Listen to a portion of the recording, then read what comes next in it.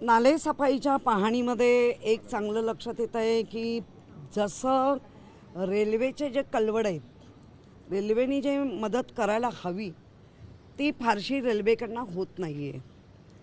रेल्वेला कॉन्ट्रॅक्टर पण लागलेला असतो, पण तरी पण रेल्वे लक्ष देत नाही.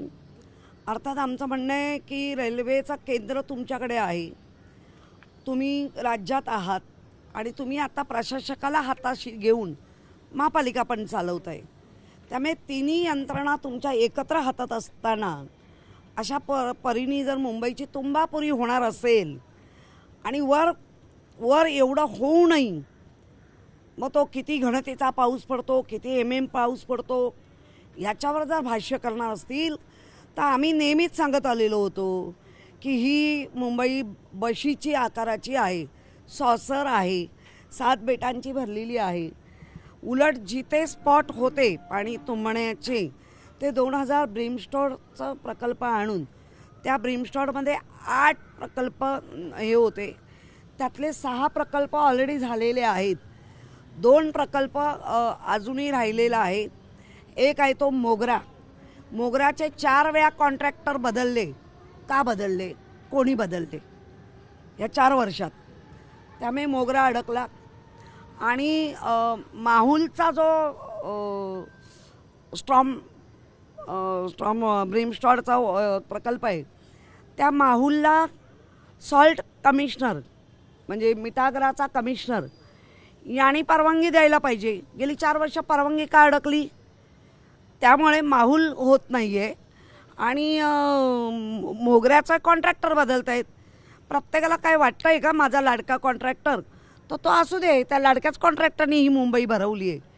त्यामुळे लवकरात लवकर माहुल आणि मोगरा हा कार्यवंतीत करा असं सांगते. आणि रेल्वेचे कलवड हे लवकरात लवकर अधिक साफ करा.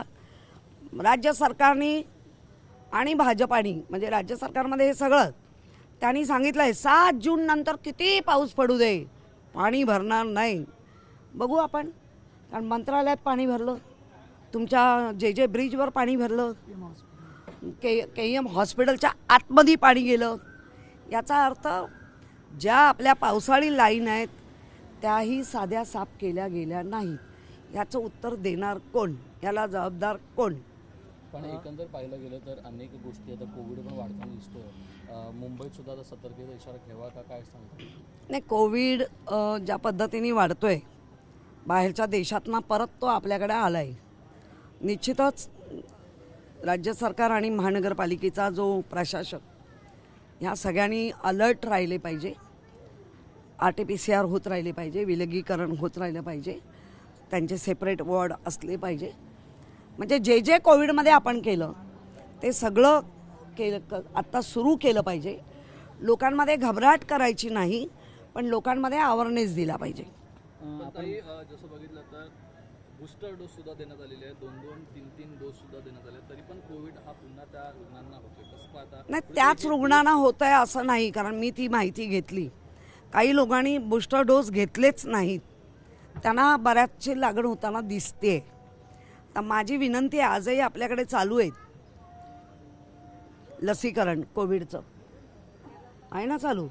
हां, ते जरा संपर्क करा आरोग्य खात्याशी आणि लवकरात लवकर घ्या, कारण 2 डोस घेणं तर अति शीघ्र लवकर घेणं गरजेचं आहे. राणीच्या बागामध्ये जर आपण बघितलं, पेंग्विनचं नाव हे इंग्लिशमध्ये आहे, भाजपकडून मागणी होत आहे आज देखील आंदोलन झालं ते मराठीमध्ये करा. काय बाकी विषय नाही वाटतं, संपले.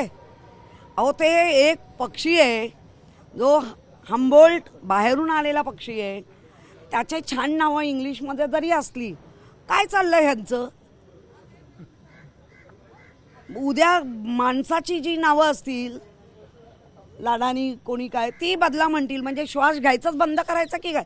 हिटलर आहेत? अरे पक्ष्यांची नावं आहेत ती तुम्हाला मराठीमधला हिंदी आमची जवळची म्हणणाऱ्यावर पहिला मोर्चा काढा. त्यांनी असं देखील म्हटलं प्रताप सरनाईक यांनी की हिंदी ही लाडकी बहीण आहे. तेच सांगते, जर ह्यांना त्या हम्बोल्ट पेंग्विनची नावं मराठीत हवी आहेत, सगळे महाराष्ट्रात आलबेल आहे, रामराज्य आहे, काहीच समस्या नाही आहेत, हीच एक मोठी समस्या आहे. पेंग्विनची नावं बदला, काय फारच बालिश आहेत. पण त्यांचं असं म्हणणं आहे की हे नवजात पिल्लू आहे, ते महाराष्ट्रात जन्मले, त्यामुळे त्यांची नावं ही मराठीत असली पाहिजे. जेव्हा आणलं तेव्हा त्यांची इंग्लिशमध्ये होते, कारण ते परदेशातून आणलं. नाही पण काय काय गरज काय, अगदी इतकं काय. मग हिंदी ज्यांना जवळची वाटते त्यांच्याबद्दल पण बोला, काय गरज काय. कारण कधी कधी आता आपल्याकडे डॉग पण असतात, अगदी मुलं पण असतात. आपल्याकडे काही मुलांची प्रिन्स नाव ठेवलं जातं किंवा वेगळी, त्यांची बदलायला सांगणार आहात तुम्ही कोण. आपण बघितलं रायगडचा पालकमंत्र्याचा तिढा अजून सुटलेला नाहीये. एकीकडे भरत शेठ गोगावले असतील किंवा दुसरीकडे सुनील तटकरे यांच्यामध्ये आता सामना पाहायला मिळतोय.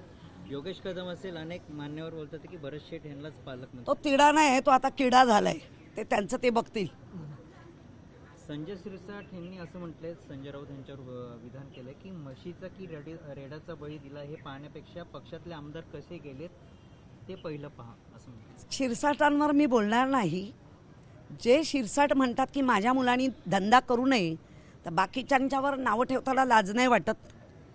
त्यामुळे बळी दिले हे नक्की ना, तो म्हशीचा दिला का रेड्याचा दिला तुम्ही बघायचा, आम्ही नाही.